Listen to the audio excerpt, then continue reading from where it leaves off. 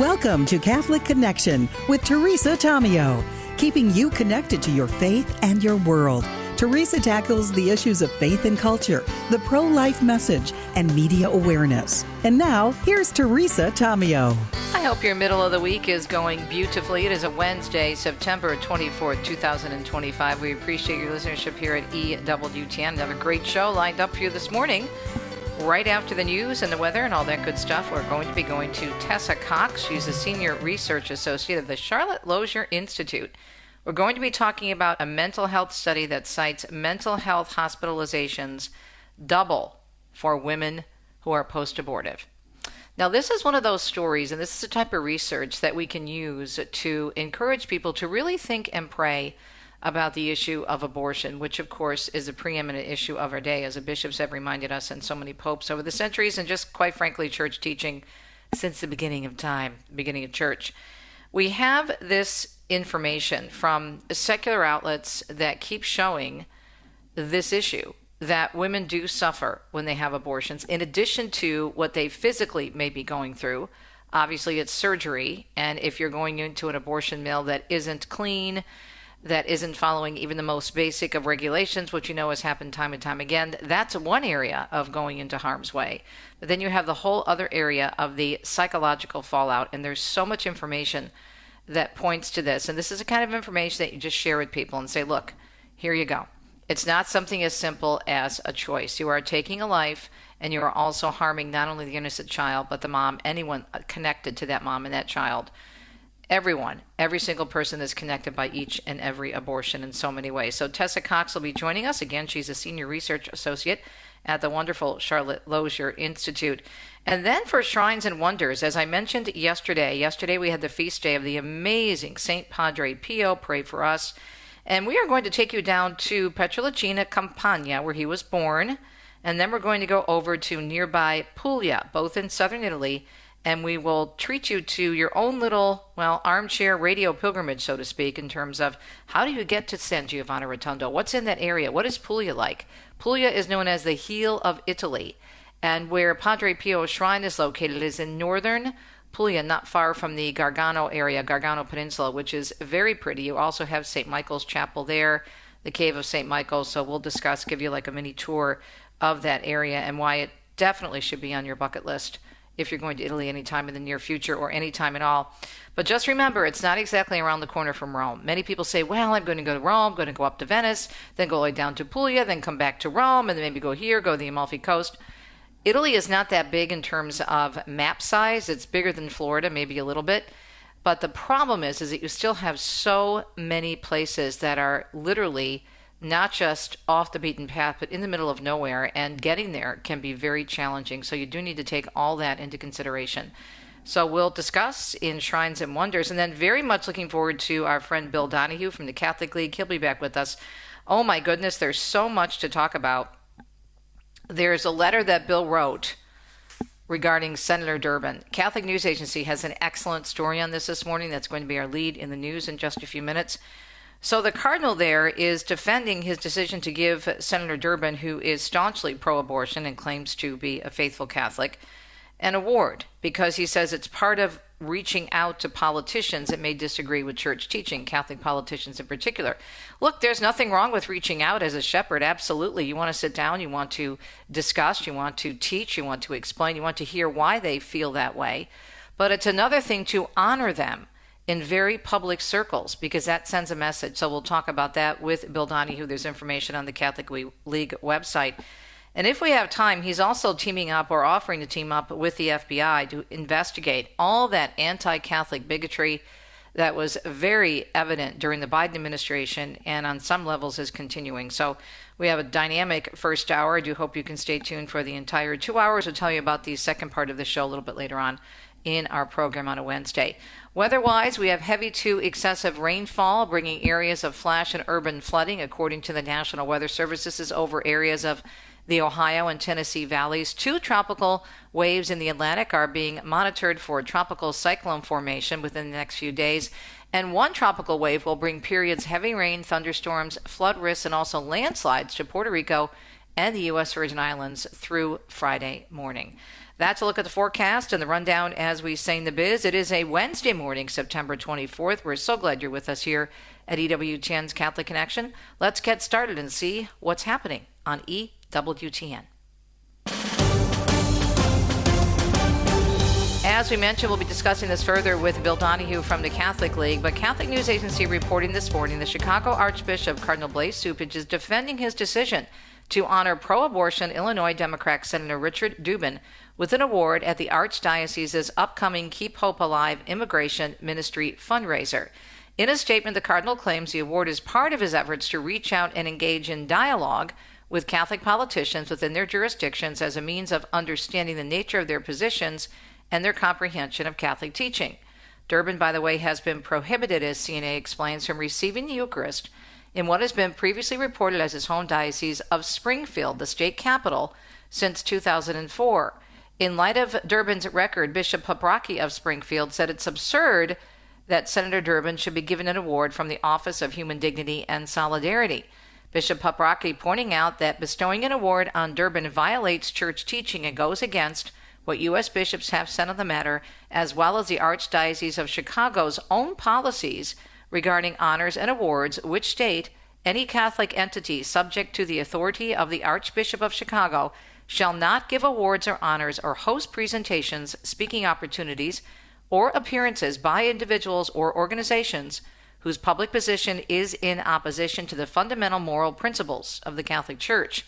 The Springfield bishop further said Cupich did not consult with him about the award or even notify him about his decision, despite Durbin remaining under his care as a resident of Springfield.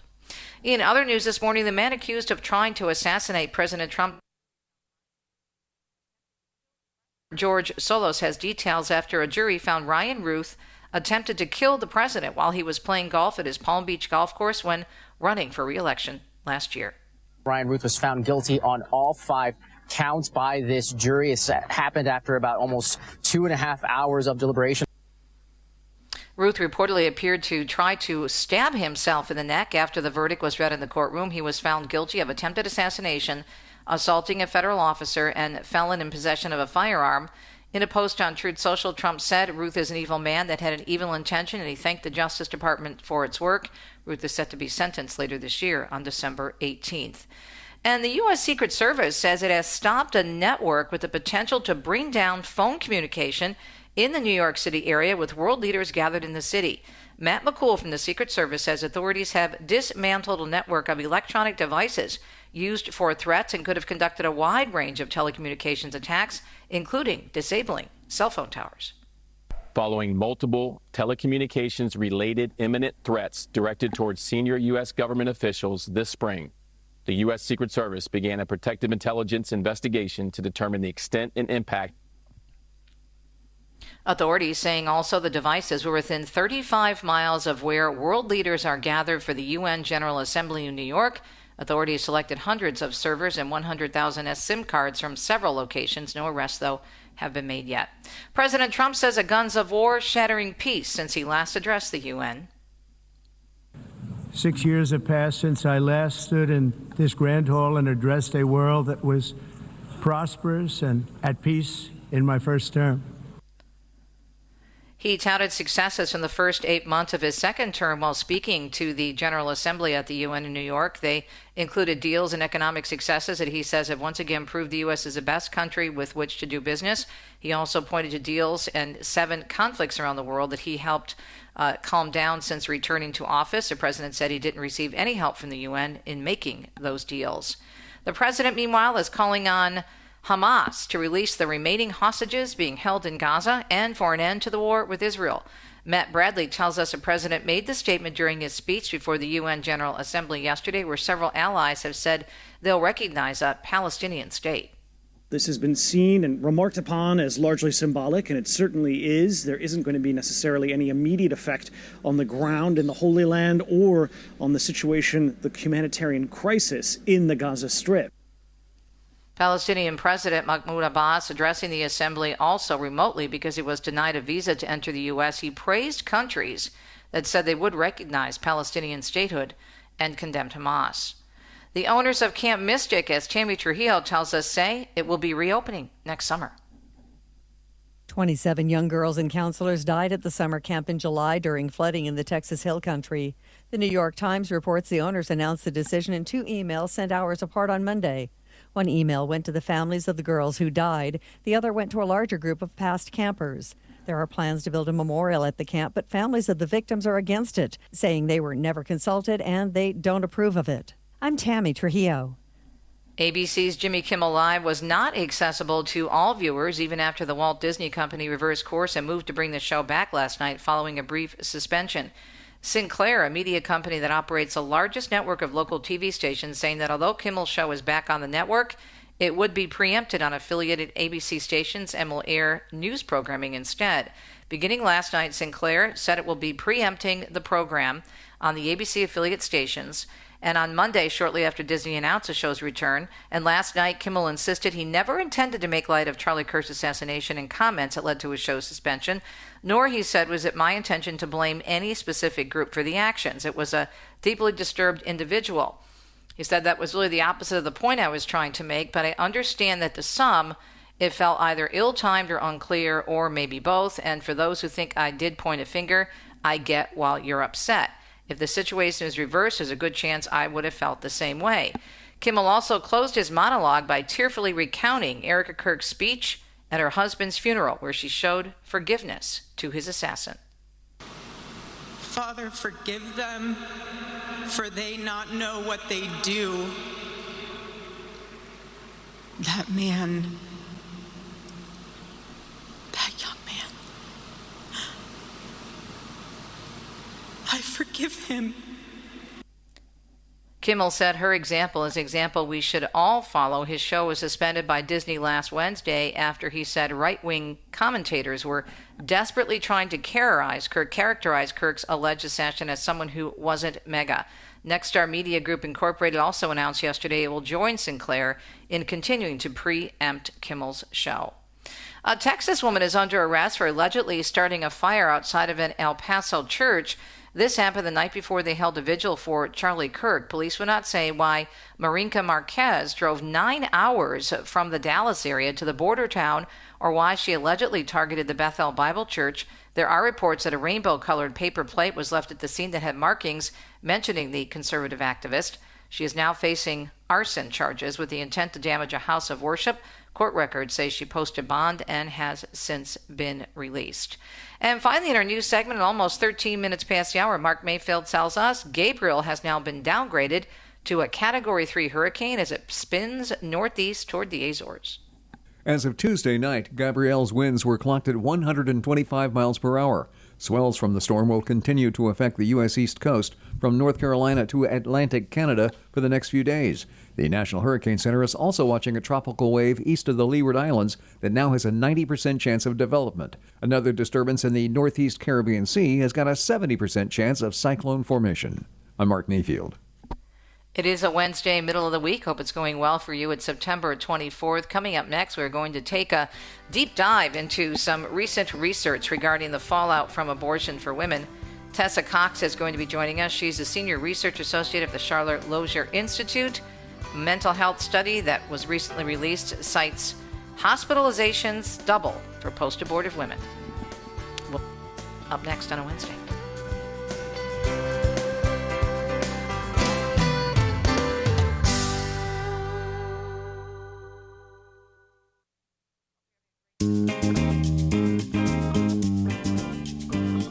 Hope you're having a great Wednesday. 15 minutes past the hour, September 24, 2025. Don't forget, at the bottom of the hour, we'll take you back to Italy for Italy's Shrines and Wonders Wednesday segment based on my best-selling Catholic book published by, yes, EWTN, Italy's Shrines and Wonders.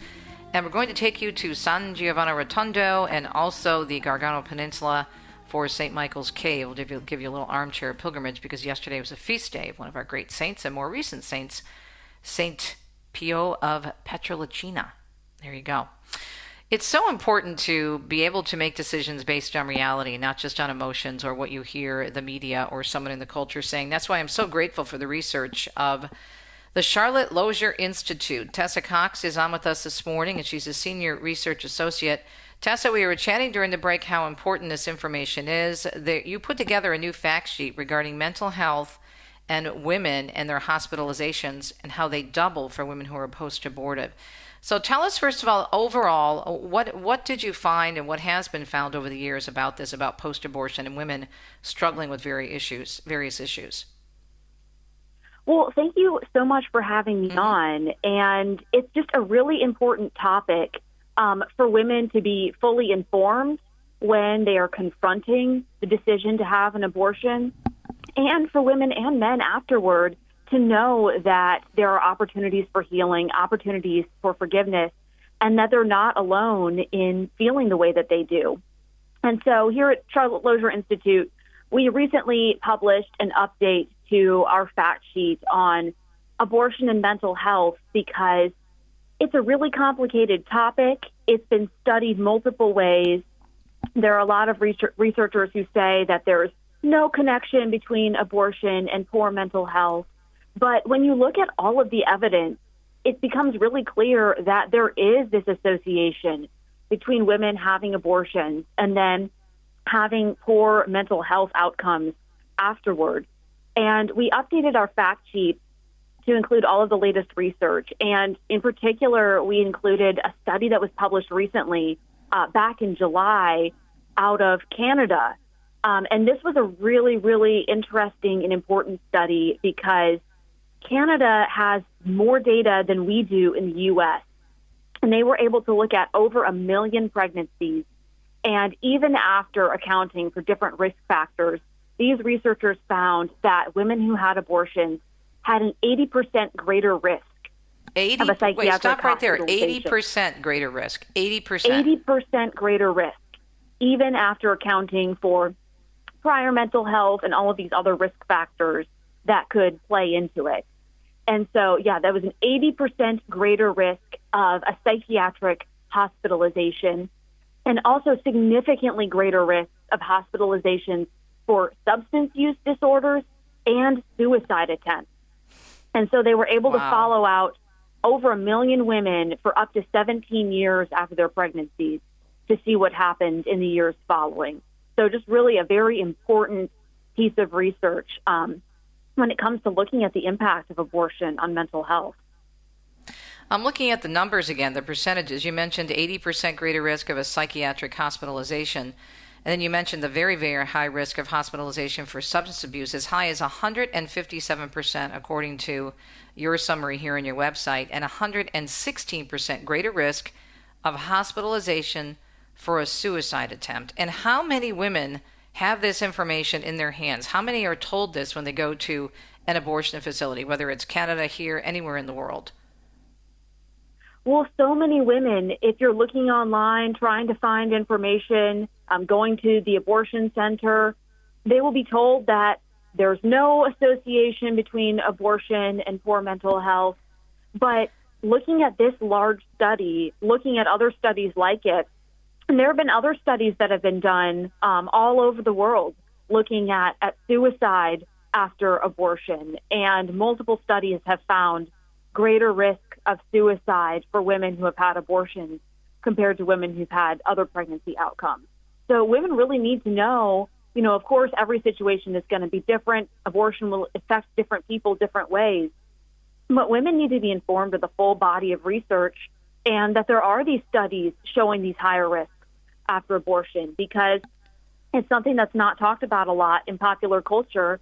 And I think a lot of women just absorb what they hear from the abortion industry, which is that it's a safe, easy choice with no ramifications long term. And like this study shows, and so many other studies show, that too often that's just not the case. Yeah. Speaking with Tessa Cox, Senior Research Associate at the Charlotte Lozier Institute, about new research showing how many problems women have connected with abortions versus going through with their pregnancy. And Tessa, what's so sad here, it doesn't make any sense, because just think about the common sense. For example, how many times do we hear politicians or someone who says that they're so-called pro-choice, which really means pro-abortion, say, well, it's probably going to be the hardest decision a woman ever has to make, but it's something she has to make. Well, if it's such a hard decision, how could there be no feelings afterwards or no consequences depending on what she does, right? That doesn't even make any sense if you make that statement. Connected with it should be that if it was a bad decision, you're going to feel the consequences of it. Well, yes, and I think that's how we've seen a shift in how it's been talked about in culture, too, because I think a lot of people understand innately that it is a hard decision. It's such a weighty decision. But then when women are going through the informed consent process, getting information online, it's not treated as a weighty decision. And, of course, we've seen this with the move to make abortion drugs available online through the mail. And women are able to get these abortion-inducing drugs just by quickly filling out an online form, clicking through the screening, do you have these risk factors? No, and then they'll mail her the drugs. And so there isn't that support. There isn't that even an opportunity for a conversation to really make sure that she understands and that she has all of the information that she needs. And so I think a lot of women are just sort of being rushed through and not given the support that they really do need. So how can we get this out there and share this with, even if someone is not in the stage of considering, God forbid, an abortion, but someone, if you have a discussion with them, it's such a hot button issue. I mean, this is the kind of information you can just share with them and say, look, I'm not going to take this from a religious perspective. We may disagree on that, but let's just look at biology. Let's just look at the natural impact of what so many women go through and the high percentages of issues that follow an abortion. Just give them the numbers, right? Exactly. Just make sure that the information is out there. Make sure people know what the research shows. And so we just published a fact sheet on our website, lozierinstitute.org, where we summarize all of the research, including these recent studies, try to explain the nuances and make it accessible. So that's a good tool for anyone who wants to read up on the topic, maybe share it with other people in their lives. And that's available on our website. And I think it's important for people to know, too, that if there is someone they know that is struggling with this, or maybe they themselves are struggling with this decision or the aftermath of the decision, to know that there is support out there. There are thousands of pregnancy centers across the country that are there, that exist to provide this real help, real support, real resources to help people who are confronting abortion. And so and then there's spiritual help, Project Rachel, Rachel's Vineyard, and of course we have a wonderful organization called the Silent No More Awareness Organization. They speak every year at the Supreme Court during the March for Life. I've interviewed many of their members over the years, and so there is help available. It's because many women who are going through this are struggling spiritually as well, because they deep down know what was wrong and that they did something wrong. And even after they go to confession, I've talked to many priests. I interviewed a priest a few weeks ago who told me that he had met with a woman who had an abortion 40 years ago and was still struggling with it. I interviewed a psychologist who was on one of our TV programs who said she had an abortion, I think 2 abortions, when she was a teenager. First when she was 16, another one a few years later, and she was just able in the last 10 years to really start dealing with it. That just gives you some indication of the fallout from this.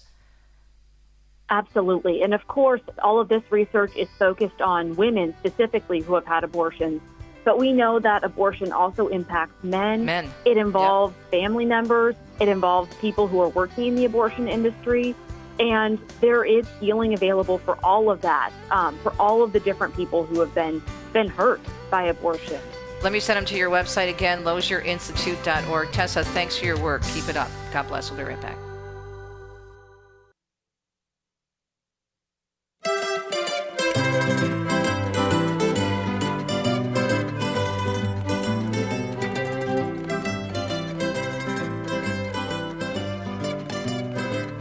Welcome back, Catholic Connection. It's a Wednesday, September 24th. Italy is on our mind right now because it's time for Shrines and Wonders, based on my book, Italy's Shrines and Wonders, published by EWTN earlier this year.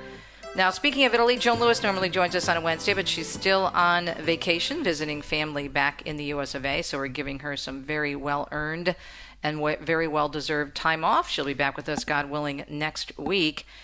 So I wanted to go down to San Giovanni Rotondo and also to St. Michael's Cave in Monte Sant'Angelo, which is actually on both along the Gargano Peninsula. So many people want to visit this area for obvious reasons. This is actually an approved apparition site, the Cave of St. Michael, where he did appear many centuries ago, and it's only about a half hour, 40 minutes from the shrines of St. Padre Pio, whose feast day we celebrated yesterday. The first thing that I want to say is that if you're thinking about it, and I do get this a lot with my clients at TravelItalyExpert.com when I'm doing their consultations about their trips and helping them plan an itinerary, is they want to go there and everywhere. And certainly this is an important site for Catholics. It's one of the top pilgrimage sites in Italy, but also in the world. I mean, people flock to this area of southern Italy because of obviously St. Michael and St. Padre Pio. But it's important when you're planning your Italy trip to make sure you give yourself plenty of time, because if you're coming from Rome is in the region of Lazio, which is more south of central Italy. We're located in central Italy in Umbria, which is right smack in the center of Italy. But then Lazio butts up against Umbria to the south. So you've got Rome, and then you're going to head down to San Giovanni Rotondo in the Puglia Peninsula, the region of Puglia, which is known as the heel of Italy. So getting there is a good, 4.5, 5 hours. So you have to think about the transportation and time things well, so you have time to go. I remember one time I was doing a consultation and a woman said, well, we're based in Rome and we're just going to hop on a bus and go down to San Giovanni Rotondo. And I said, so you're going to spend 10 hours on a bus? You're going to do this in one day? Because you'd have to get up at 3 o'clock in the morning, get there by 8 or 9 o'clock, spend maybe 2 or 3 hours, and then you're back on the bus for another 5. So you have to be practical, and you want to be able to spend time in these places for prayer and for meditation, for reflection, because they're so powerful. But you can do both the Cave of St. Michael in Monte Sant'Angelo and also San Giovanni Rotondo in the same day. You can do a half-day tour of both and maybe have an hour or two for pranzo in the middle. I would, though, at least spend one night in the area because it's so special. Both places are so beautiful. So let's go to the Cave of St. Michael first, which is very close to San Giovanni Rotondo in the same region as Puglia. It's just about 15 miles from Padre Pio's shrine. Now, 15 miles does not sound like a long way, but we are talking Italy, and Monte Sant'Angelo is a mountain. So the cave is on top of not just a hill, but a mountain. And when you drive up to the town to visit the Cave of St. Michael, the cave, getting there alone on top of the mountain takes you a good probably 10-15 minutes by car, okay? So even though it's a short drive, 15 miles, you have to be very careful going up that hill because it's a long drive and it's, how shall we say, very challenging. I wouldn't recommend driving it if you've never driven in Italy before, okay? But there is a cave where the Archangel Michael did appear, and it's a confirmed apparition site by the church, and located, as I mentioned, in Monte Sant'Angelo, which is the beautiful whitewashed town on the top of the mountain. It's also known as the Grotto Church of St. Michael, and it's one of the holiest places in Italy and perhaps throughout the world. It's a very important, as I say in my book, Christian pilgrimage site, visited by countless saints and popes, including St. Bernard, St. Teresa of Calcutta, of course, St. Padre Pio, because he's so close to it, Pope St. John Paul II, Pope Benedict, even our current Pope, Pope Leo XIV, has been there.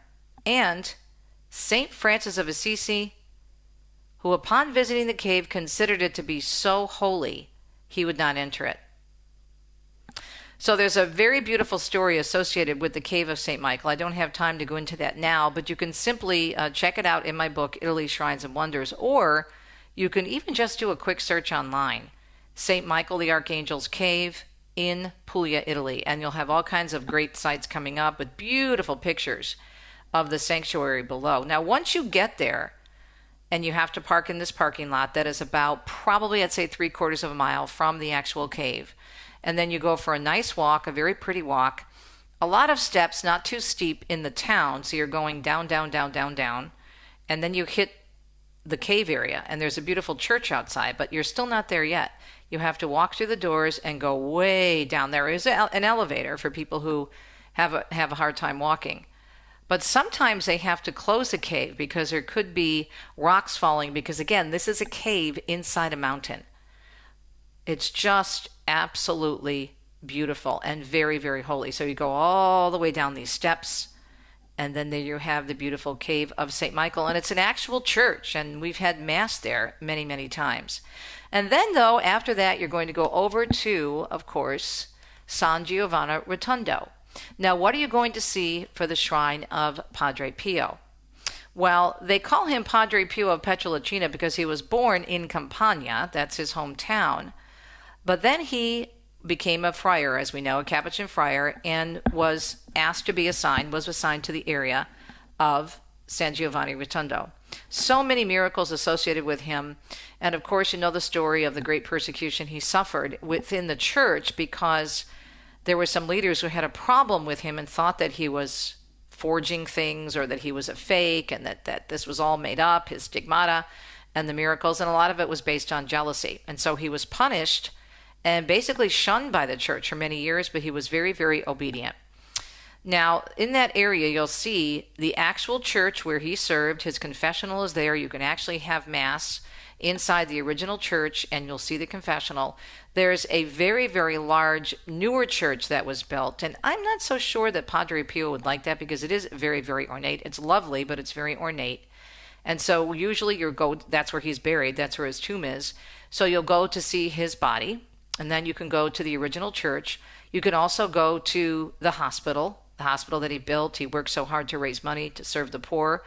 And then you can also go to where he lived and actually walk through the rooms of the monastery.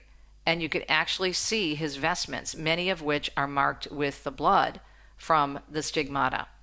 So it's quite worth it to visit San Giovanni Rotondo to learn more about this amazing saint whose feast day we celebrated yesterday. The best advice I have, though, as I always say, is don't rush it. Give yourself plenty of time. San Giovanni Rotondo is where Padre Pio spent the last 52 years of his life.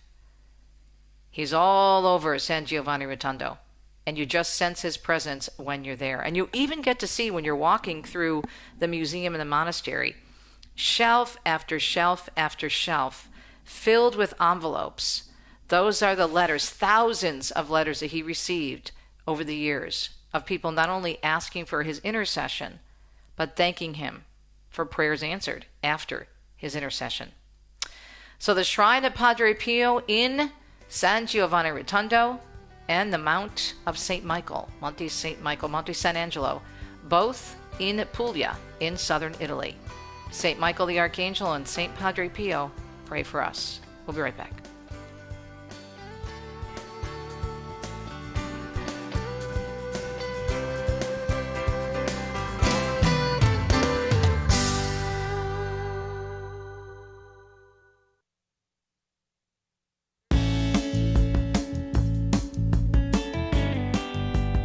.38 minutes past the hour on a Wednesday. Joan Lewis will be back with us, God willing, next week. She's on vacation. And, of course, always great to have Bill Donahue with us from the Catholic League. Bill, as I said during the break, there's so much to discuss, so much going on. Catholic News Agency had a big story. I know you had a post on your website. I was doing some research on your website this morning. Very interesting story developing, continues to develop, regarding Senator Durbin and this award he's going to be receiving from Cardinal Cupich. And what I don't understand, and maybe I'm missing something here, the Cardinal, in the statement that was posted on the Catholic News Agency website story this morning, was saying that this is part of his effort to reach out to politicians and to find out where they stand on the issue, especially Catholic politicians, for example, if they're not following church teaching. Okay, so if you want to reach out, fine, and discuss, but there's a big difference, am I right, between reaching out, having dialogue, finding out where someone is coming from, versus giving them a very prominent award in a very, very prominent place and time. Your thoughts on that? Thanks for joining us. Yeah, there are two very different things. It's John Paul II and every pope since has said that the local ordinary bishop should reach out and talk to those Catholics who are in defiance of church teachings, usually about matters sexual, and try to counsel them. Now, Corleone's tried to do that with Pelosi. He got absolutely nowhere. She won't. And that's also true of everybody else. And I love Corleone. Not a slight on him. He's done the best he can. But there's a question at some point when the other party, usually it's typically a Democrat, does not want to sit down with this local bishop, then the dialogue is over. They don't want a dialogue. Why in the world would you want to honor somebody who's in open defiance against the Catholic Church on the central issues of our time? I was on with a priest a number of years ago. He's pretty well known. It was on CNN, and I said, Father, you're all in favor of giving awards to people like Catholic awards to people like Obama who are pro-abortion. I said, I'm not. I said, but you would never give an award or at least support somebody giving an award who's a Catholic who's a racist. And I said, now, I'm against racism and abortion. Why is it that it's okay in Catholic quarters to honor somebody even though he's defiant in his pro-abortion position, but you wouldn't do it to a racist? Is it because racism matters more to you than abortion? Mm-hmm. And he had no answer. Yeah, there is no answer. To me, the other big concern here is what this does in terms of the kind of message it sends when someone like him is being honored. Well, that's just it. The church does use the term scandal, and Paprocki's been great about this. The bishop of Springfield, Illinois, only a couple hours away from Chicago. It does raise questions because Catholics then turn their heads and say, "Wait a minute, I'm supposed to abide by A, B, C, D, and E, but the hierarchy can pick and choose." There is a protocol, it's in writing, of the USCCB, the United States Conference of Catholic Bishops, that you don't honor. That's their words. You do not honor someone who is obstinate in his views on these central moral issues of our time. So what's the sense of having these strictures if they're not going to be followed? My approach, Paprocki is weighing in against Cardinal Cupich. My approach as a layman is to take a different tact, and I've asked, and we had it delivered this morning early to Senator Durbin, both in his district office and in Washington, D.C., a letter asking him basically to bow out, to decline the award. I'm citing the division within the Catholic Church, which has been created. Pope Leo is trying his best to bring unity. I didn't say anything bad about Durbin, didn't even mention Cardinal Cupich.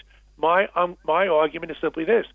If you're creating this kind of a firestorm amongst the laity and the clergy, and it's national, and it's only going to grow, the best thing to do is to it'll redound to your benefit, sir, is to pull out and to simply decline and end this firestorm.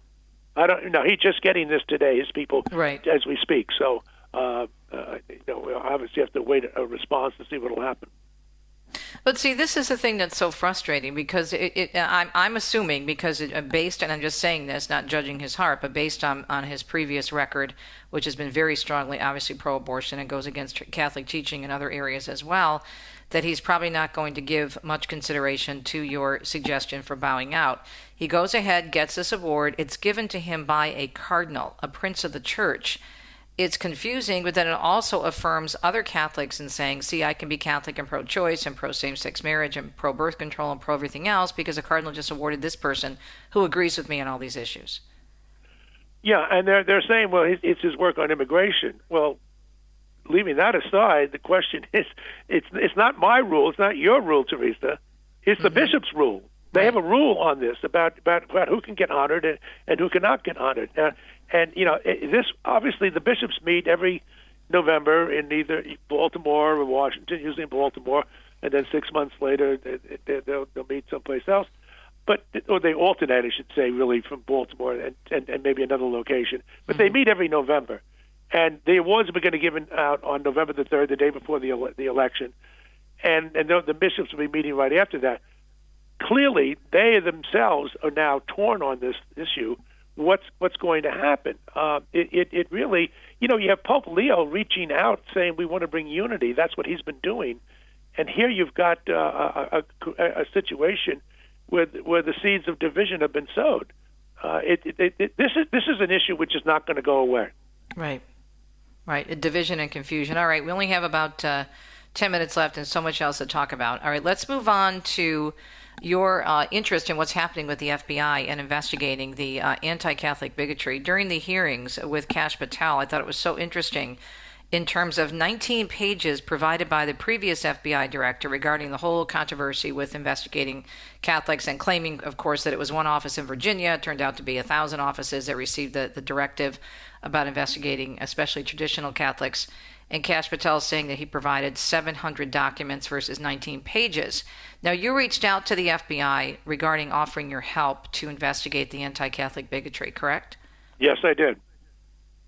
And the thing is, I've done this before. I haven't heard from them yet, but I think I will. I wrote to Pam Bondi earlier this year, the Attorney General, asking her could she provide me with a liaison, a contact person working with her, dealing with the Presidential Commission on Religious Liberty, and she did. Now, it took a couple of months before I got the person. I met with him and gave them a trove of documents. So these things don't happen overnight, but I do expect that we'll have some. We've already set up the equivalent of a hotline. We have a special email now where Catholics can contact us, and we will then do the homework, because we're not going to just send out something unfiltered. If there's an anti-Catholic incident, particularly involving violence against an individual or a house of worship, any institution, we want to know about it, and then we can do some initial checking and then get it over to the FBI, because this has got to end. Now, I am obviously encouraged by the change in leadership from Christopher Wray to Kash Patel, but the problem is still in our society. It's not. You know, the FBI under Biden was corrupt. We know that, but I'm concerned about the culture. The culture is just as sick. They're not going to change that with a light switch.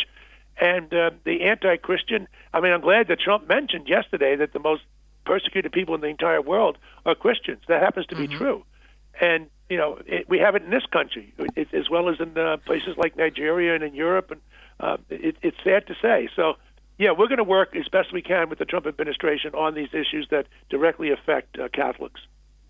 My concern, though, and you and I talked about this, and we were in the midst of this under the Biden administration, with everything that happened in terms of the family, where the DEA and the ATF showed up at the man's house and arrested him, and the Dawn was breaking at the time. His kids were in their pajamas. He was in his pajamas. I mean, all these dramatic things that they did to Catholics, traditional Catholics. This one man in particular, just for our audience's sake, had protected his son from a protester outside an abortion facility, and they dragged him through the mud. Eventually, he was exonerated. But the whole situation was so out of control, and it's a story that got little coverage.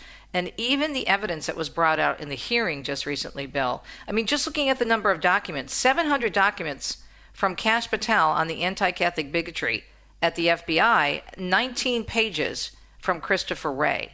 I mean, there's got to be a huge amount of activity that was going on under the previous administration. This is not the first time that Wray has lied. With Jim Jordan, we work very closely with him. He's done magnificent work. He's been lying about this all along. And he tried to say it was one field office. There were several field offices. Now we have the thing. I've written letters to Merrick Garland, the former Attorney General, and now they find out in this batch of emails released by the FBI, they've got my letters in there. We just got a hold of it yesterday. So at least, I don't care if they're watching us. That's fine. We're very public about what we do anyhow. We're very transparent, unlike the FBI. But yeah, this corruption is just incredible. Mm-hmm. All right, last but not least, we have about 3 minutes left. Your thoughts, 2 weeks today, a young man, Charlie Kirk, 31 years old, speaking in Utah at a college campus, opening up for debate as he always did, is assassinated. His gunman is behind bars awaiting trial. Your thoughts and reflections this morning, 2 weeks after that? Well, I think that the reaction in this country has been mostly positive, and I'm very happy that our side has been energized. His wife, Erica, has handled herself emblematically. She's magnificent. Mm-hmm. This is galvanizing people. And like she said, we don't respond by burning down police stations and rioting and the like that. That's what the other side does. She's asking for forgiveness. That's what Christians do. But we also have to be energized to make sure that we stand up for what we believe in. And I do think that this is a moment. Charlie's looking down at us at heaven, and he's got to be smiling, because there are more Americans now, and not just simply Christians, who are really feeling that they've got to take a stand and stand up against the madness in our society, whether it's transgenderism, which is a serious mental illness, or it's attacking, like Jane's Revenge, pro-life crisis pregnancy centers and the like. This has got to end. And we have a friendly voice in Washington But this, like I say, this is deep into our culture, and it's going to take quite a while before we can purge it. So what do you think we as Catholics, lay Catholics, can do? Because I really believe for such a time as this, as it says in the book of Esther, this is a moment right now. Well, we can do is work more closely with your representatives to make sure that they have a conduit themselves, a liaison with the right people in the Trump administration. We got to get the information to them, and I do think that clearly we've seen this happening all over the country. If people don't turn out to vote, then, and we saw it happen here in New York. Very few people voted in the primary in June, and they wound up with a man who's essentially a communist, Donahue, who stands to win at this point. Well, if people aren't going to be participatory, and they are called to be by the bishops, then they're just handing this over to the other side. This is a time when we have to have activism, and it obviously has to be nonviolent. Well, we managed to cover almost every topic I had hoped for, so thank you. It's because you're so concise and so eloquent. Appreciate it, my friend, and look forward to having you on again sooner than later. Our friend Bill Donahue from the Catholic League. Give us a website again, Bill. Yes, www.catholicleague.org. One word, catholicleague.org. All right, my dear. Great to catch up with you. Thank you so much. Bill Thank Donahue you so from the much. Catholic League. Keep up the great work. You too, my friend, and you have a great week. Bill Donahue. Okay. And check out the website, because the letter he mentioned that he wrote to Senator Durbin is there, as well as a number of excellent summaries from Bill on the various issues which we just discussed. So it's just such a great website, lots of information. And also it gives you a ton of info on how to do exactly what Bill was telling us to do this morning, how to get involved and make a difference. When we come back, we'll tell you who's up next hour. I think you'll enjoy it. There's a brand new book from our friend Anthony DeStefano, and it's all about All Hallows Eve. He's going to be joining us, and we're going to be talking about looking at this book as a way to really witness about the roots of Halloween, but also comparing it to what's going on in our culture, the obsession with the evil and the demonic, and how a book like this can make, again, a big difference. Stay tuned. We'll be right back.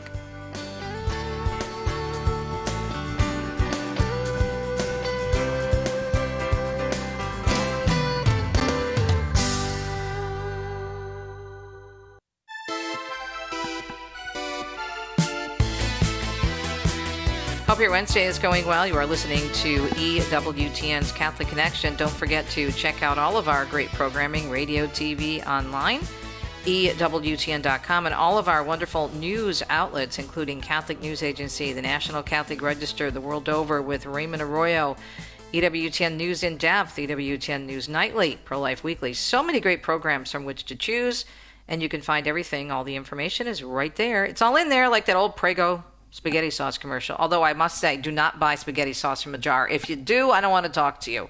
That's a whole nother story. I digress. Anyway, we are going to be talking about Halloween next hour with our good friend Anthony DeStefano. He has a beautiful new book. It really is. I mean, it's so well illustrated. But it's all about Halloween and the Christian roots. Now, this is so important, just for the heck of it, for the research, obviously, for my interview, but also just for my own understanding. I wanted to take a look at what movies are tops right now. And some of the movies are so demonic, the ones that are at the very top in terms of the box office. And yet you look at Halloween spending. I mean, when did you start seeing Halloween items in the stores? Back in Michigan, before we came to Italy, they were there, I don't know, before 4th of July and in like the home goods stores and whatnot. People spend in the United States about $13 billion a year. This year, that's what they're expecting, according to the National Retail Federation. Okay? It's an annual consumer survey, up from $11.6 billion. And I don't think a lot of it is going to be cutesy stuff. Unfortunately, a lot of demonic imagery is purchased within that $13.1 billion. Candy, of course, yes, but some not so nice items that people put outside their homes. We'll discuss all of this and the Christian roots of Halloween with our friend Anthony DeStefano up next.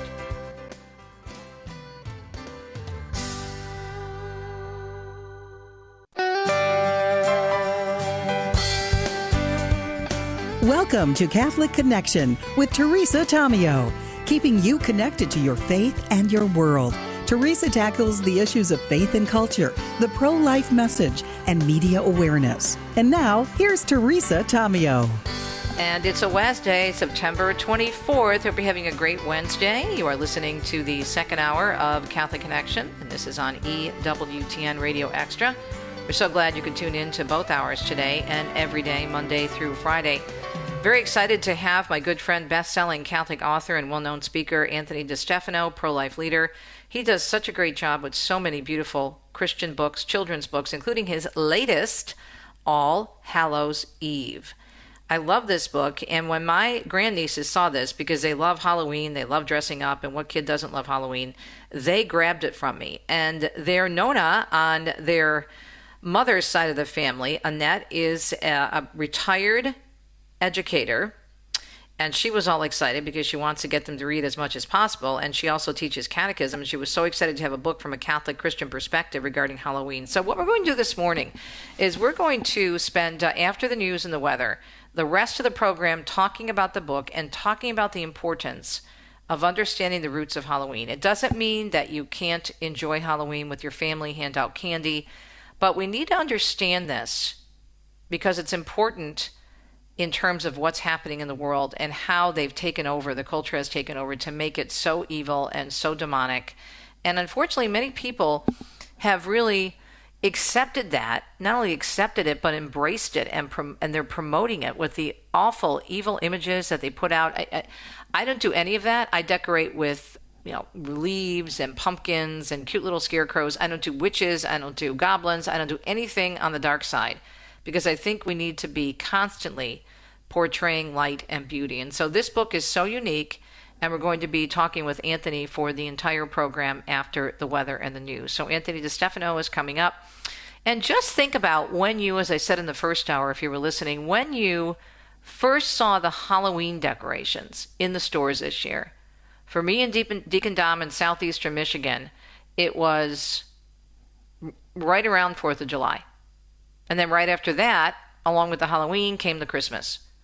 So not only does the retail outlets all over the country and the world start pushing these seasons way too early, Halloween is just everywhere, and not in a good way in terms of these images, which are pretty scary and don't represent the good, the true, and the beautiful. So we'll discuss All Hallows Eve, a brand new book from Anthony DeStefano, published by Sophia Institute Press. That is coming up on a Wednesday edition of Catholic Connection on September 24th in the EWTN Radio Extra Hour. So what's the weather doing? Well, there's a lot of rain. We have heavy rain in the Ohio and Tennessee valleys, and we're watching for tropical cyclone developments in the Atlantic. Heavy to excessive rainfall may bring areas of flash and urban flooding, the National Weather Service is saying, over portions of the Ohio and Tennessee valleys. 2 tropical waves in the Atlantic are being monitored for tropical cyclone formation within the next few days. Now, 1 tropical wave will bring periods of heavy rain, thunderstorms, flood risk, and even landslides to Puerto Rico and the U.S. Virgin Islands, and that will be with them through Friday, not knowing yet what impact that could have on the southern part of the country, but we will keep you posted. It is a Wednesday morning. We appreciate your listenership, almost 4 minutes past the hour. Let's see what's happening in the news on EWTN's Radio Extra. Well, you may have heard our discussion on this in the previous hour with Bill Donahue from the Catholic League, but Chicago Archbishop Cardinal Cupich, as Catholic News Agency explains, defending his decision to honor pro-abortion Illinois Democrat Senator Richard Durbin with an award at the Archdiocese's upcoming Keep Hope Alive Immigration Ministry fundraiser. In a statement, the Cardinal claimed the award is part of an effort to reach out and engage in dialogue with Catholic politicians within their jurisdictions as a means of understanding the nature of their positions and their comprehension of Catholic teaching. Durbin, meanwhile, has been prohibited from receiving the Eucharist in what has been previously reported in his home diocese of Springfield, the state capital, since 2004. And in light of his record, the bishop in Springfield, Bishop Paprocki, is saying it's absurd that Senator Durbin should be given an award from the Office of Human Dignity and Solidarity. Paprocki pointing out that bestowing an award on Durbin directly violates church teaching, going against what U.S. bishops have said on the matter, as well as the Archdiocese of Chicago's own policies, which state any Catholic entity subject to the authority of the Archbishop of Chicago shall not give awards or honors or host presentations, speaking opportunities, or appearances by individuals or organizations whose public position is in opposition to the fundamental moral principles of the Catholic Church. The Springfield bishop further claimed the cardinal did not consult with him about the award or notify him about the decision, despite the senator remaining under his care as a resident of Springfield.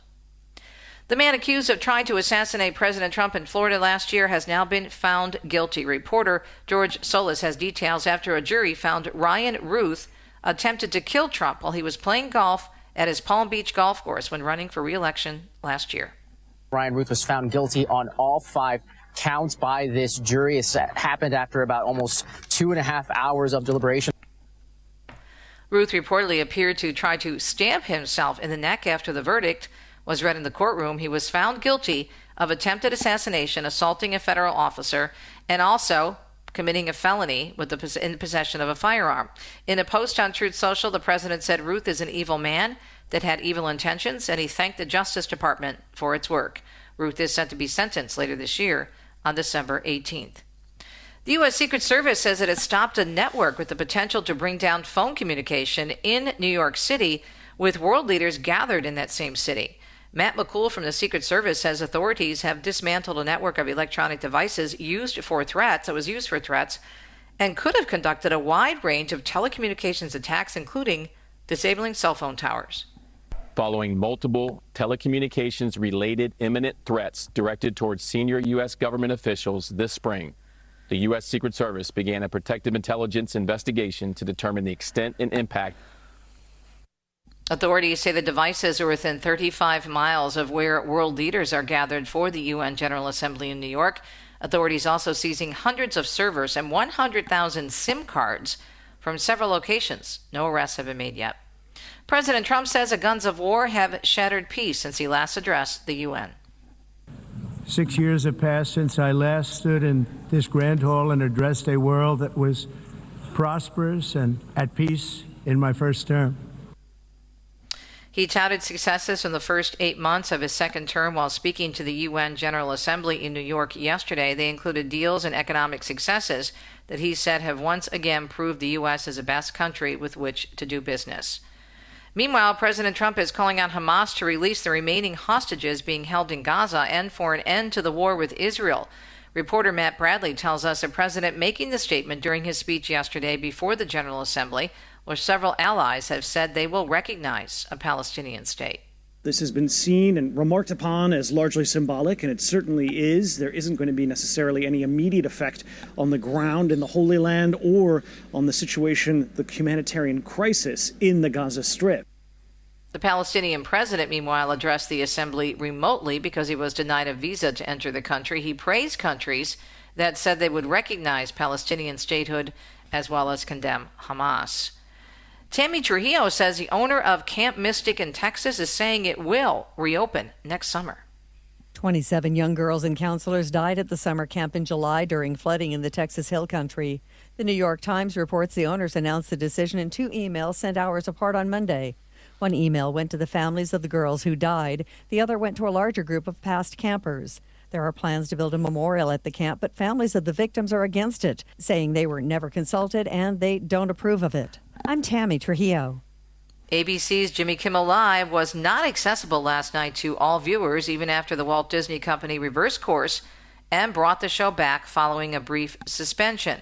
Sinclair Incorporated, a media company that operates the largest network of local TV stations, said that although Kimmel's show is back on the network, it would be preempted on affiliate ABC stations and will be airing news programming instead. Beginning Tuesday night, we'll be preempting the program and replacing it with news program, Sinclair said on Monday, shortly after Disney announced the show's return. Last night, Kimmel insisted he never intended to make light of Charlie Kirk's assassination and comments that led to his show's suspension, nor, he said, was it my intention to blame any specific group for the actions. He also said it was a deeply disturbed individual who shot Charlie Kirk. That was really the opposite of the point I was trying to make, he added, but I understand that to some, it felt either ill-timed or unclear or maybe both, and for those who think I did point a finger, I get why you're upset. If the situation was reversed, there's a good chance I would have felt the same way. Kimmel closing his monologue by tearfully recounting Erica's speech at her husband's funeral, where she showed forgiveness to his assassin. Father, forgive them, for they not know what they do. That man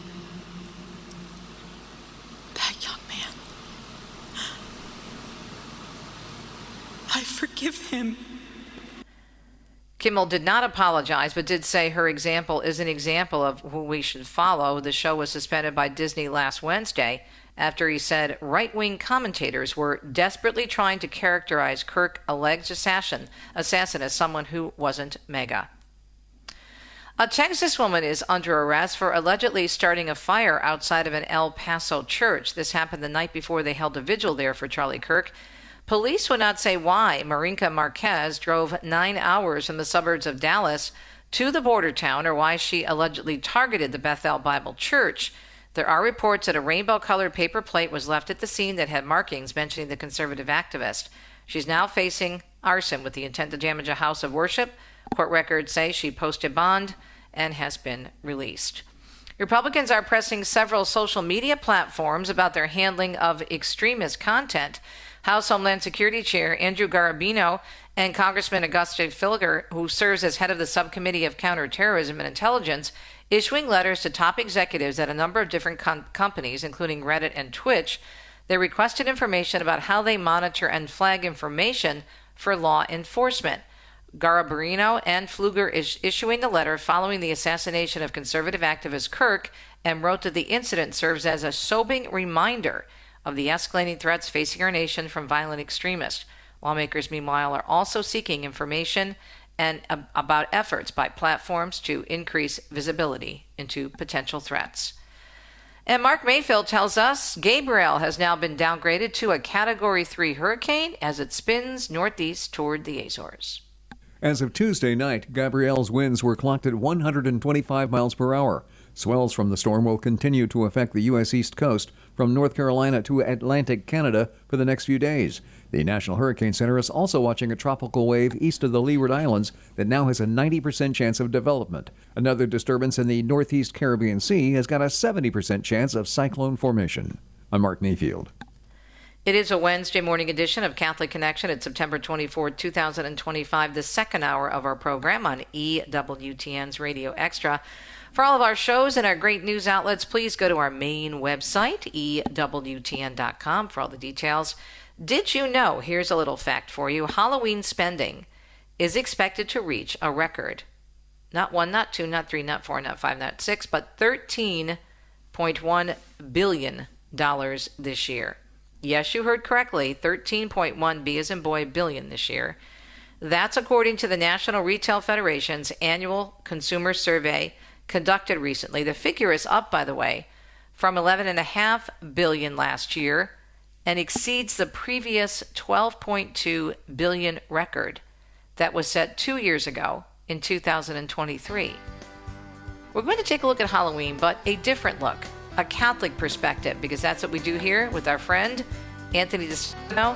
A brand new book, just in time for the season, All Hallows Eve. I think you're going to enjoy it. It'll be very informative, uplifting, enlightening, and a great way to celebrate Halloween versus what's out there in the culture. Stay tuned.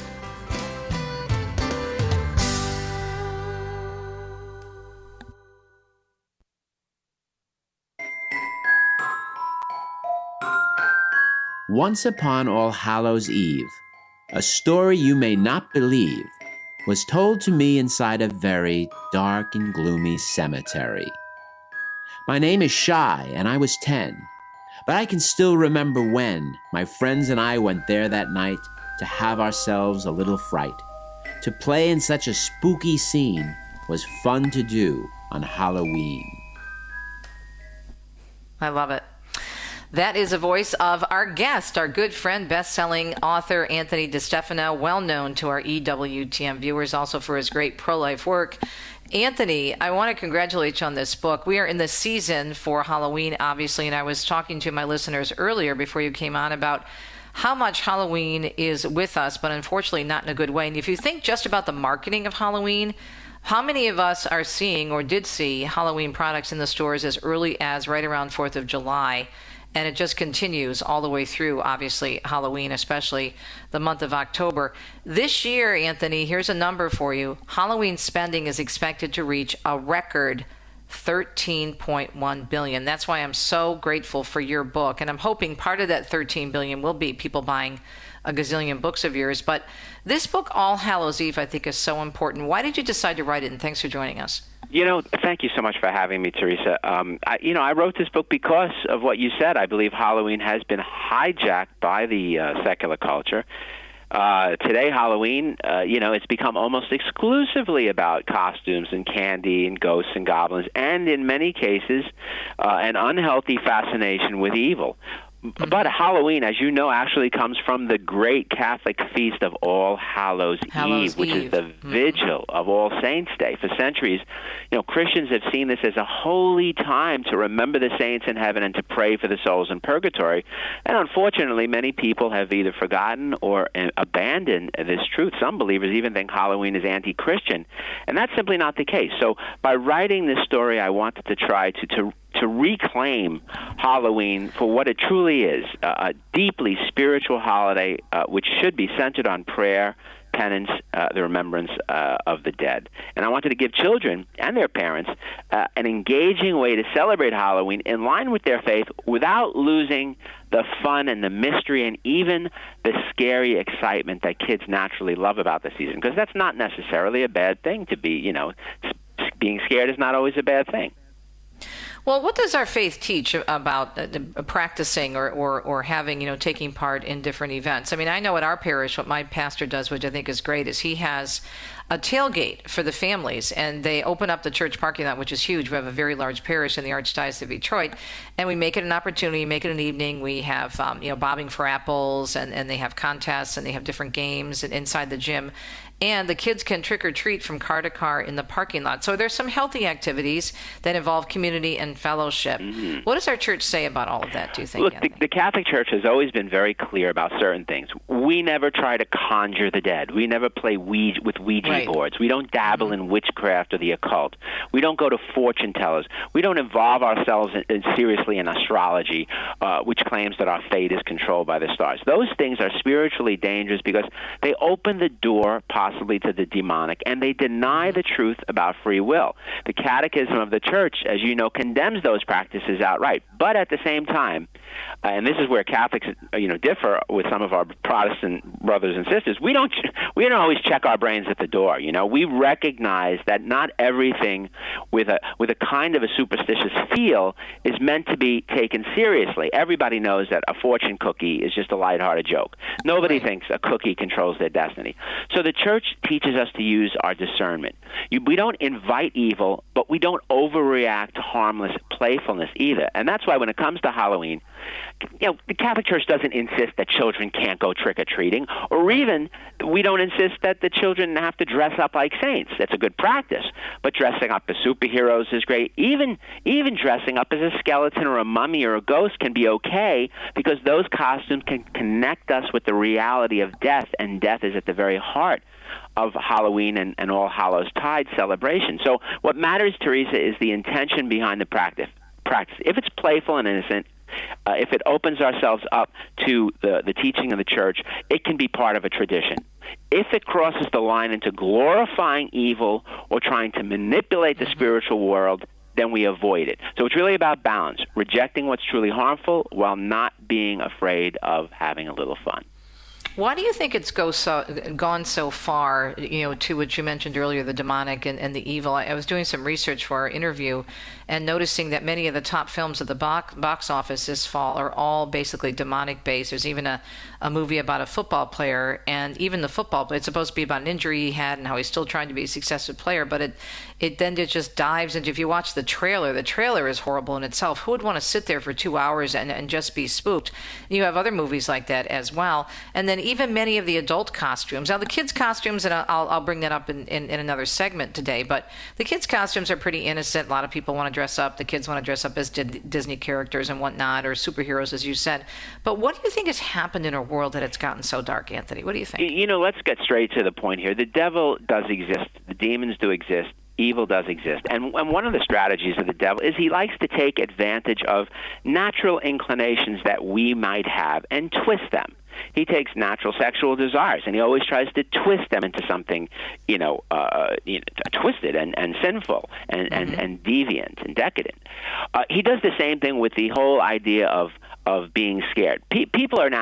Many people like to be scared. We'll go on roller coasters. We like scary movies. And the reason is because it gives you an adrenaline rush. You feel exhilarated. There's a certain thrill. And, it could distract you from the problems you're having and make you feel alive. Well, at the same time, you're not really placing you in any kind of real danger. So you sort of you get that thrill, but you do it vicariously through the movie or the ride. So there's nothing inherently existentially wrong with that desire in human beings. It could be perfectly fine. What the devil does is he comes in, he takes advantage of that, and he tries to twist it into more than just the desire to be scared or the desire to, the desire for the mysterious, because we all have this desire for something beyond this world. So there's something in us that's curious about the world beyond. And he twists that into this attraction to things that open the door to him, to the demonic, to the gore, to things that glorify and even invite darkness into your life. And that's where parents and we have to step in and make sure that we don't let the devil take advantage of something that's natural and sometimes even healthy in us and twist it, and so that it becomes about glorifying darkness. This holiday's got to be about shining the light of Christ on the reality of death, and it's about the triumph of eternal life. That's what makes it powerful when we understand this holiday correctly. Halloween can be an occasion not for an obsessive and unhealthy fear of death or love of demons, but for confidence in God's love and His justice and His mercy. Talking with our good friend and EWTN regular, best-selling Catholic author and best-selling author in general, Anthony DeStefano. His beautiful new book, All Hallows Eve, for children, but I think adults can also learn a lot as well. Anthony, it's a beautiful book. Who is your illustrator? It's really well illustrated yet again. The illustrator is a man named Erwin Madrid. He's incredibly talented. He has a long list of accomplishments. He's worked for DreamWorks Animation on films like Shrek and Madagascar, so he's been in the big time, this guy, and he's illustrated some best-selling books, including two that I've done myself.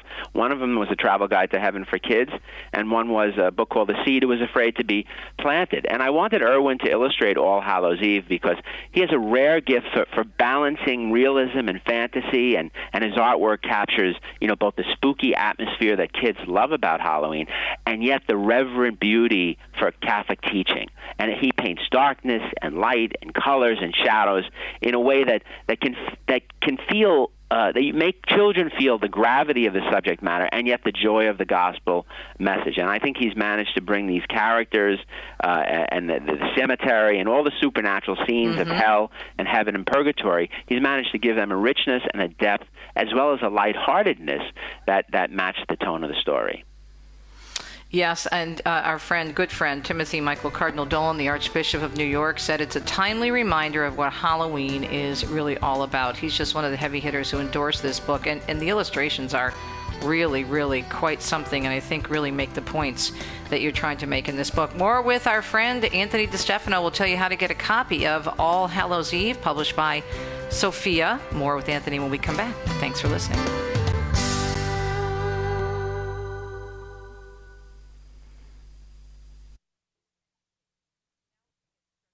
We found the oldest tomb we could, and in its shadow there we stood, telling tales of ghouls and ghosts and all the things that scared us most.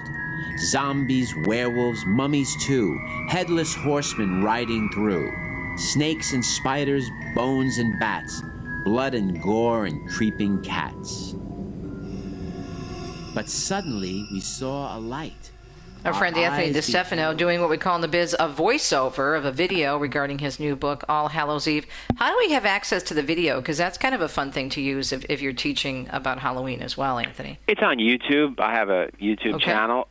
Also, I think I just was on Bookmark with Doug Keck, and that's going to be airing soon, and they're going to play the whole video. It's like 13 minutes long, actually.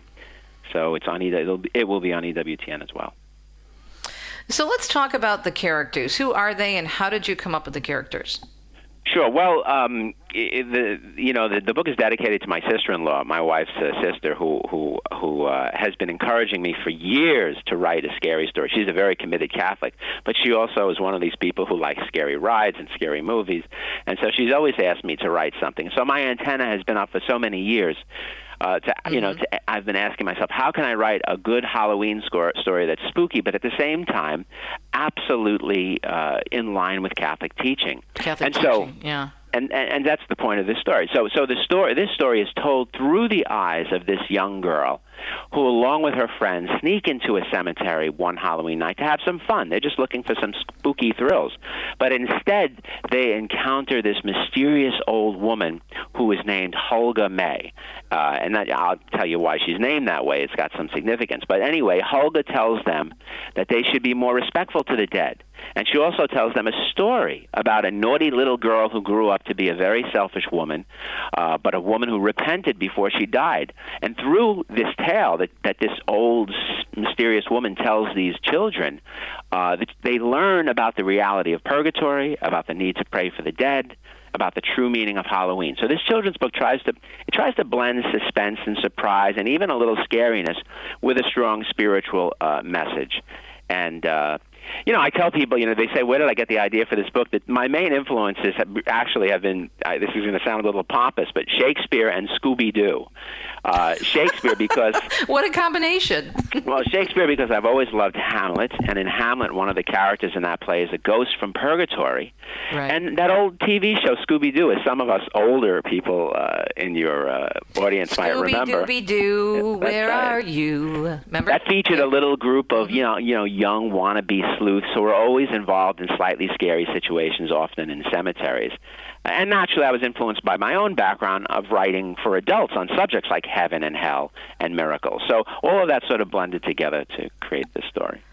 Talking with our good friend Anthony DeStefano, his latest book, not just for kids, for adults as well. And I always say, Anthony, when you write these books, I think we get it, we're catechized or re-catechized again. Okay, so how many Catholics, not that I'm looking for an actual number, but just in general, how many do you think in our faith realize the roots of Halloween and All Hallows Eve?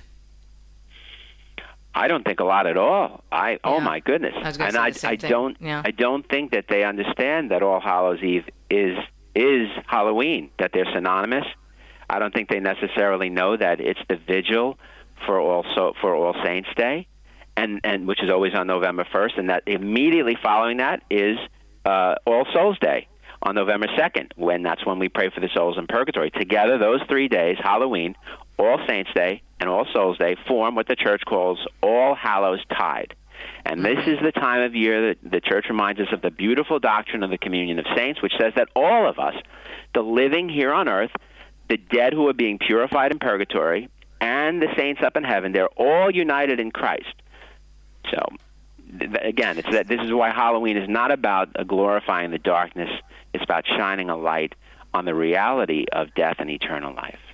So there's so much church teaching in this book, but in such a lighthearted, a solid but a lighthearted way.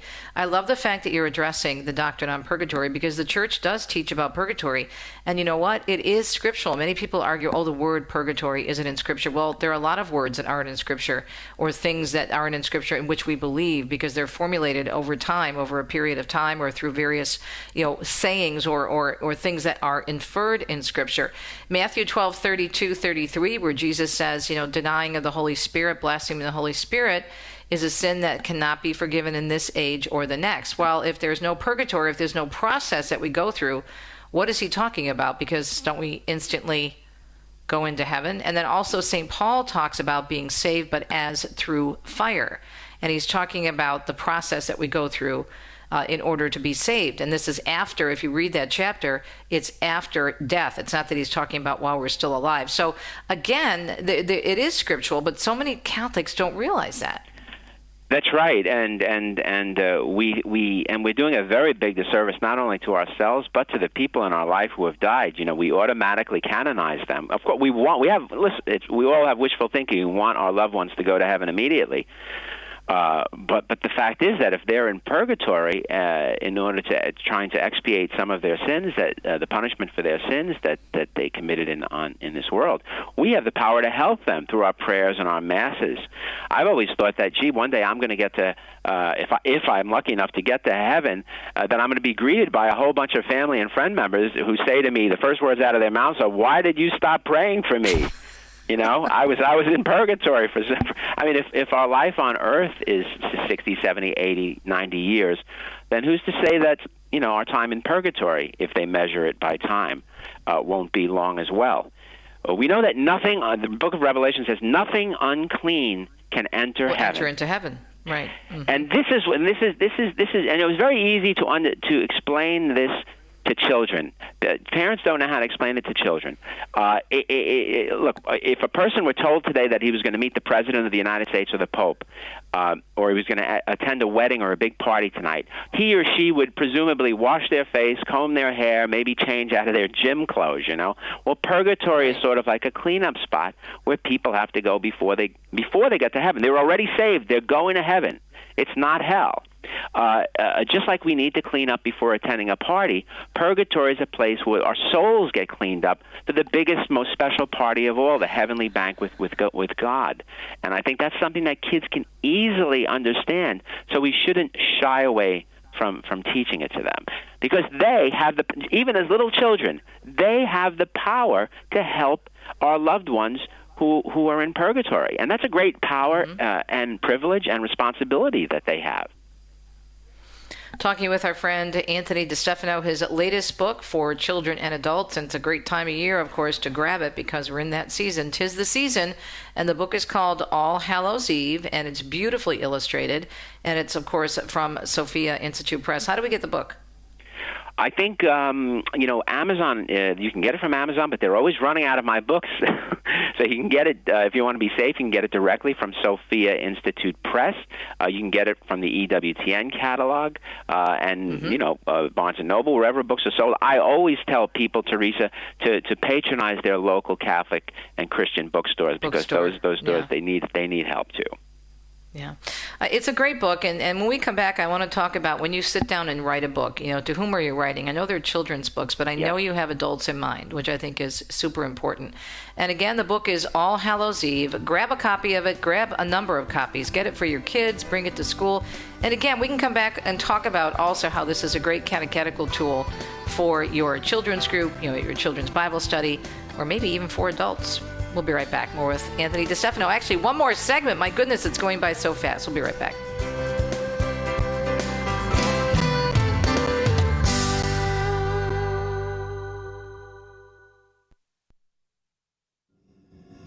But suddenly we saw a light. Our eyes beheld a shocking sight. From out behind the tombstone came a woman old and hunched and lame. She shined a lantern in the gloom, and in her hand she held a broom. As she swept across the ground, our little hearts began to pound. Her raspy voice was speaking low, repeating words we didn't know. We listened hard and heard her say, "I have to sweep, I have to pray." Wow, that sounds a little scary. So who's that character you're describing, Anthony? That's the main character in the book. It's a woman named Hulga May.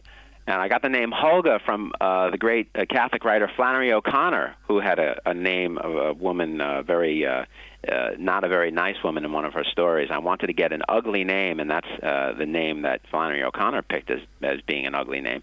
But I also wanted to mix it with a hopeful name, a beautiful name. So I picked Hulga May. May is Mary's month. It's the month of spring, of new life, rebirth. So I wanted the name to symbolize who this woman is because, not to give away the surprise, but she's actually a ghost from purgatory. So in some ways, she has ugly stains on her soul, grimy sins from the sins that she's committed, but at the same time, she's been saved and she's destined to go to heaven. Is that why she's cleaning, where she says, "I must clean"? Yeah, she's sweeping, of course, and praying and sweeping, just to symbolize the penance, the expiation that the souls make when in purgatory.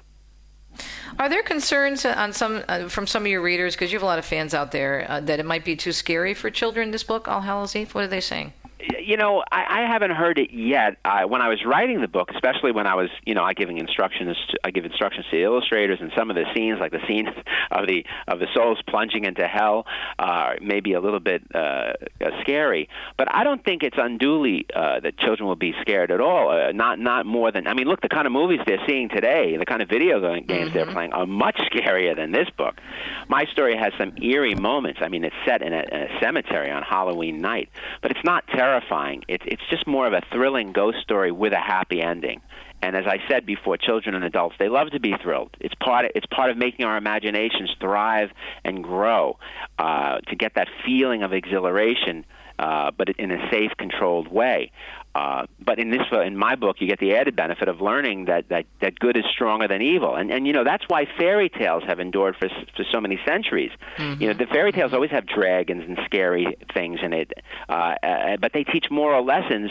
And G.K. Chesterton, he said the purpose of having dragons and fairy tales isn't to gratuitously frighten children; it's to show them that it's possible to slay dragons if you're virtuous. Another reason why we're drawn to stories like this is because they're mysterious, and deep down we all sense that there's more to life than just what we see with our eyes. So this story tries to tap into that universal attraction while redirecting it towards eternal truths, not about horror, but about awe and mystery, and ultimately about hope. There's several reasons given in the press release when the book came out in terms of why we should read this book. Number one, it's educational and engaging. I would agree with that. But what do you say about that, educational and engaging? I think so. And this goes to a point you made before the break about writing these books for children and adults. I always am aware that adults are reading these books to the children in their lives. Most times, the kids, unless they're a little bit older or very, very precocious, they don't necessarily read it themselves. It's the mothers and the fathers, the aunts and the uncles, the grandparents, the older siblings that read these books to the kids. And sometimes, if a book is good, the child wants to hear it read to them over and over and over again, sometimes 20 times. So I've got this huge captive audience of adults here, and I might as well I want to entertain them too, and I want to teach them something. I want to remind them of truths that maybe they have forgotten or never learned. And so, yes, I want these books to be educational, but not in a didactic, expository, teaching kind of way. First and foremost, they're entertaining. But yes, do they impart truths about our faith? I hope so. Of course they do. And then also important values and lessons. We've reviewed that already, but it does encourage young people to reflect on power of prayer. And we mentioned purgatory, of course, the reality and purpose of purgatory, because still so many people have gotten away from that. I don't know why they think purgatory doesn't exist, or would they think the Catholic Church doesn't teach that anymore. That never changed. Never changed ever. Purgatory exists. People go there. Nothing unclean can enter heaven. Look, if you die, let's say right now, some tragedy befell me. I was hit by a bus or something like that. Maybe I'm in a state of grace. I went to confession recently. I'm in a state of grace. God has forgiven my sins. I don't have any mortal sins on my soul. But guess what? I have attachment to various sins. Hey, I'm Italian. I have attachment to sins, and nothing unclean can enter heaven. I've got to have no attachment to sin. I've got to have no punishment due, temporal punishment due. So that has to be burned away. In some, we don't know how. In fact, I'm writing a book about purgatory for adults. I'll be writing that this year. Good. Because I think people need to know about that. But I think Halloween is just and All Hallow and All Souls Day, tremendous time. The Church gives us a time when we can all get together, pray for the dead, and get them out of purgatory, because we have the power with our prayers to help them expiate the sins, the punishment due to those sins. So imagine how many souls, they're waiting for All Souls Day, the souls in purgatory, so that there could be more prayers for them and masses for them so that they could get to heaven. It's a great day of celebration for them because many of them get to go to heaven. And that's what I want children to get out of this book. The takeaway is pray for the dead. You have the power, even as a little child, to get someone into heaven. That's amazing. I know I don't want to get off topic, but it is in line with our topic of purgatory. You've been to Rome many, many times. Have you been to the Purgatory Church in Rome? Which church is that?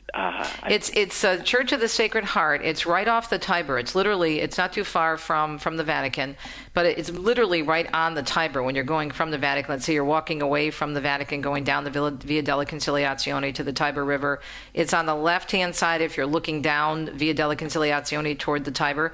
It's not far. It's not far from the Supreme Court building. I know you know where that is. But in there is a little, who told me about it was, Susan, I can't think of her last name. The Purgatory lady. Susan Satoni. She told me about it because she's written about it so often in so many books. They have a little museum in there, Anthony, and I've been there. Deacon Dom and I went a couple of years ago. It's very small. It's in the back of the church, but they have these items that were supposedly touched by people in purgatory that have burn marks on them. Yes, I heard about that, even like fingerprint type marks. Yes, I've heard about that. I've never been there. Maybe I'll go there if I can to research this book. There's also a chapel, the Capuchin Chapel on the Via Veneto, called the Bones Chapel. Have you ever been there? Yes. No, I haven't been to that one. I've been to the Purgatory Church, but not the other one, yeah. Yes, so they've unearthed all these bodies and put them on display, these skeletons. You see, the ironic thing, Teresa, is people out there are attracted to scary things. And yet they go outside of the church in order to find them. And yet in the church, because we're so focused on the next life and on purgatory and resurrection, those are eerie things. They're not scary, but they're eerie and they're wondrous and they're mysterious. We have all the spooky thrills anyone could ever want right here in the church. You don't have to go out and look at Frankenstein or Dracula necessarily. I hope not. That's just, I'd much rather look at the truth of the church teaching, that's right, especially for our young people. So what's the response so far for the book? It's actually been unbelievable. Most people that I've talked to have really, it's the longest book I've ever written, and it's a kind of a complicated book in that it's got a story within a story, and it's spooky. And because it's got so many endorsements from cardinals and bishops and priests, even some exorcists have endorsed this book. I wanted to make sure that people knew. People are scared about Halloween. They think that, it could be not anti-Christian because of what the secular culture has done to it. So I wanted to get a lot of endorsements from the clergy, and I put a notes section in this book at the end from the Catechism and from the Bible, showing that this book is really founded in authentic Orthodox Catholic teaching. And I think that combination of there being a really cinematic type of story with the fact that it is approved by the church, I think that is the combination that Catholics are very attracted to. And I think it can be, as I said before our last break, I was talking about the fact that this could really be a tool in teaching in the church. Do you think? I hope so. I don't think we have enough tools to teach about these subjects, about heaven or hell or about purgatory. And these are the most important things in the world. This is where we're all headed to. Even if you're a little child, you're on your way, just like I am and just like you are. We're headed to eternity. And yet, I'm not criticizing the church, but the catechesis on even something like heaven isn't the greatest. I go to so many funeral masses for people who have died, and I never hear the truth spoken that we're going to see these people again someday after the resurrection in the flesh. That if your mother has died or your grandfather has died, someday when we see them after the resurrection, we're not going to be seeing a ghost. We're going to be seeing a real live person with a glorified body. We're going to be able to run up to them and kiss them and hug them and feel the warmth of their skin, hear their voice again. And the truth about purgatory, just being a place where you clean up and wash your sins so that you can enter heaven in a pure way. And the truth about hell, that you choose hell by rebelling against God, and that when you turn away from God, you turn away from everything that God is. So if God is light, you're in darkness. If God is goodness, you're in misery and hatred. Those truths can be explained so simply and so well with some good catechesis. And that's what I've been trying to do all these years with my adult books and my children's books. And I hope they're helping. You never know. No, I think this one, you hit it out of the park, because you know why, Anthony? I mean, all your books are great, but because I started out our interview, and I can't believe we only have about 2 minutes left, but I started out our program this morning talking about the fact that $13.1 billion, they're expecting to break a record this Halloween season in terms of how much people are spending in the United States alone. Of course, a lot of that is candy and costumes, but you have to think a lot of it is also ghoulish decorations, because people decorate their houses as much, or if not more, for Halloween than they do for Christmas. Yeah. That's right, and that's why the main takeaway from this book is, and I hope I've created something as entertaining as all of those other things, but yet truly Catholic. The takeaway is you got to pray for the dead. That's the heart of this book. Through Holga May's haunting but hopeful tale, I want children to see that our actions matter, not just in this life but in eternity. And I want them to know that they have the power, even as little kids, to help souls in purgatory through their prayers. Mm-hmm. That's an incredible privilege and an incredible responsibility. And if children finish this book with a deeper sense and reverence for the dead, and with a habit of saying even one prayer for the dead on All Souls Day, then I've accomplished my goal. Well, I think you hit it again out of the park and accomplished your goal. But our fellow Paisan, our fellow Italian, Susan Tassoni, is the one who told me about that church, and she's known as the Purgatory Lady. She's an expert on this. But the church is Chiesa del Sacro Cuore del Suffragio, so the Church of the Sacred Heart of Suffering. And it's on the banks of the Tiber River, not far from the Vatican. You have to get there for your next book, research it for your next book. I will, and I'll speak to Susan, too. It's very interesting there. It's very small, little room in the back. It's a very small little museum, officially approved by the church. Anthony, thank you so much. The new book is All Hallows Eve. What a great gift right now for this time of year, and what a great tool to have in your hands when you're talking with your children, your grandchildren, or in my case, my grandnieces. I have to tell you that when I brought the book, you sent me the book a couple of months ago, and before we left for Italy, I brought it over to the girls. They literally grabbed it out of my hand. They love your books. They have all your books. They love your books. Thank you, Teresa. You're too kind. And they're tough critics, let me tell you. I know. Fellow little feisty Italians, tough critics. Anthony, thanks again. All Hallows Eve. Again, how do we get the book?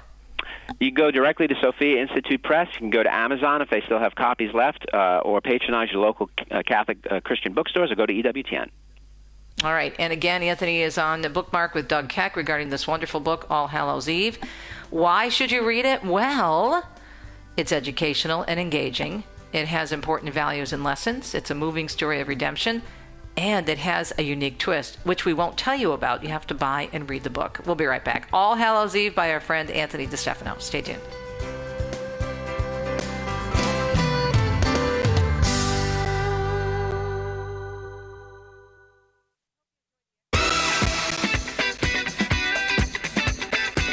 I hope you enjoyed the extra time we had with Anthony DeStefano this morning. I know I did. It's such an important book, especially for this time of year. And again, how many of us get overwhelmed by all the ghouls and the goblins and the ugly stuff that's out there for this season, and the season that starts way too early? Well, we have an answer for that, and it's Anthony's book, All Hallows Eve. Coming up tomorrow, we're going to be joined by the one, the only Father Mitch Pacwa.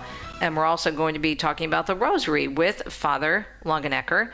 And I think you're going to enjoy the entire program, because in the first hour, Father Mitch and I are going to take a look at some of the big stories news-wise, so a follow-up to the Charlie Kirk situation, considering that it was 2 weeks today that poor young man, 31 years old, was assassinated.